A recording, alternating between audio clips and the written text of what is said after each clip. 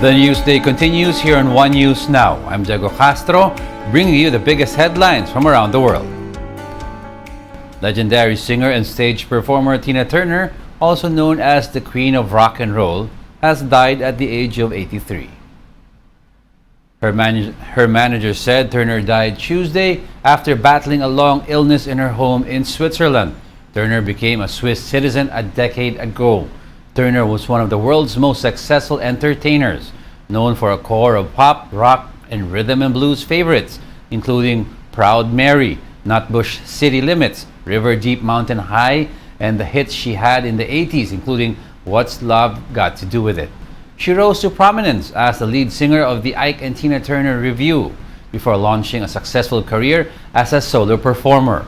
Her trademarks were her growling contralto, her bold smile and strong cheekbones, her palette of wigs, and her muscular, quick-stepping legs. Mourners have begun paying respects to the late singer in Brownsville, Tennessee, the location of the Tina Turner Museum, which houses memorabilia from her career as well as the Flag Grove School. Turner attended a one-room school as a child. It was moved to the West Tennessee Delta Heritage Center and opened as a museum in 2014. Some celebrities have also taken to social media to mourn the death of the music icon. Former Rolling Stones lead singer Mick Jagger wrote that he is so saddened by the passing of his friend, describing her as, quote, enormously talented performer and singer. Actress Viola Davis, meanwhile, described Tina Turner as iconic, beautiful, and the first symbol of excellence and unbridled ownership of sexuality. The founder of the Wagner mercenary group says around 10,000 of his contract soldiers have perished in their attempt in the siege of Bakhmut. For this reason, Yevgeny Prigozhin emphasized the need for Russia to mobilize more men and gear the economy exclusively for war. Prigozhin also warned that Moscow faces the risk of losing the conflict in Ukraine unless the elite starts getting serious about the war. He says that if ordinary Russians continued getting their children back in coffins, while the children of the elite, quote, shook their arses in the sun, Russia would face turmoil reminiscent to 1917 revolutions.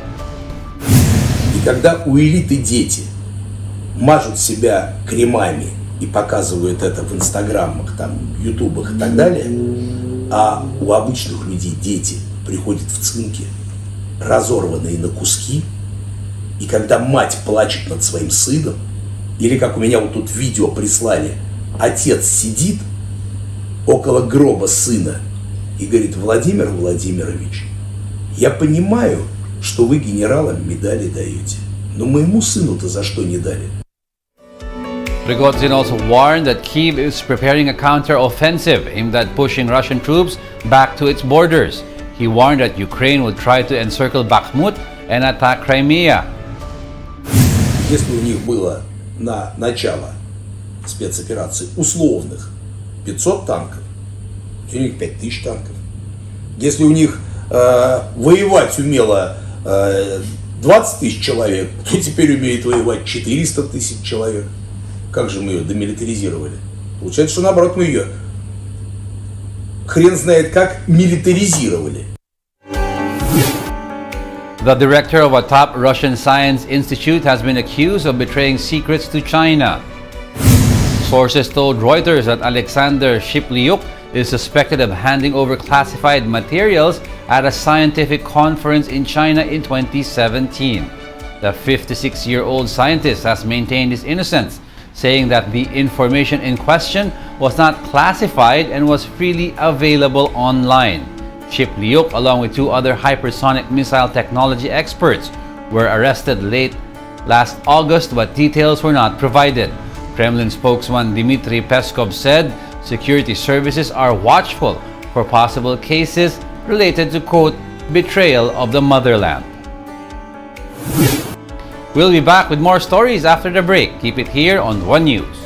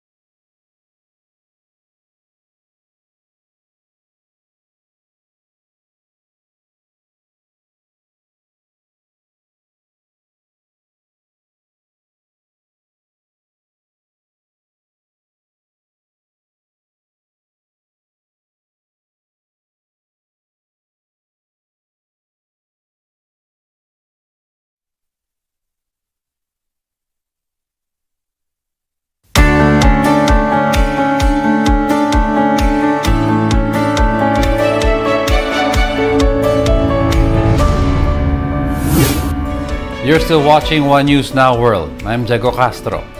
Florida Governor Ron DeSantis announces his bid for the U.S. presidency.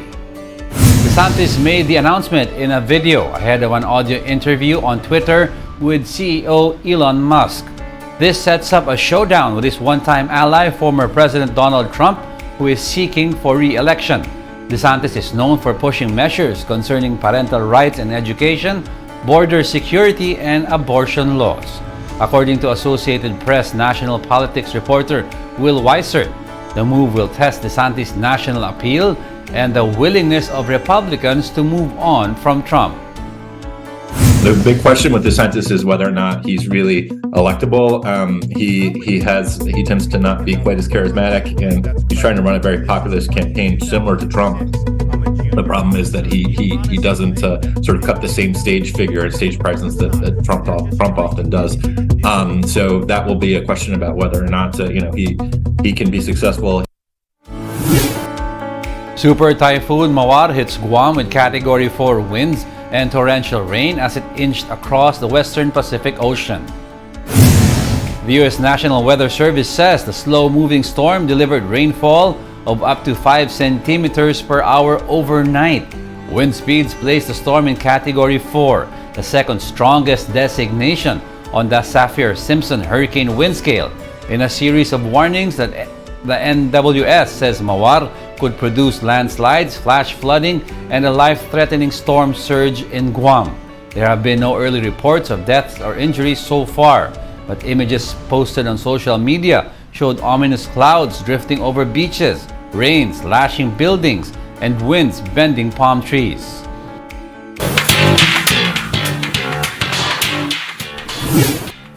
A Ukrainian content creator spills fake blood over herself at the red carpet of the Cannes Film Festival to show support for her home country. In a video uploaded on her Instagram account, fitness trainer Ilona Chernobay can be seen donning a gown with the colors of the Ukrainian flag. She then pulls out bags of fake blood and douses it over herself, taking the opportunity to send a message to her followers keeping tabs on Cannes. Security personnel quickly grabbed her and escorted her off the red carpet. Chernobay uploaded the video and called it a successful reminder for what is still happening in Ukraine. And those are the top world headlines of the hour. Join us again at 9 a.m. as we continue to monitor the day's biggest stories. Coming right up is Agenda at 8 a.m. I'm Diego Castro. We are One News. All sides, all the time.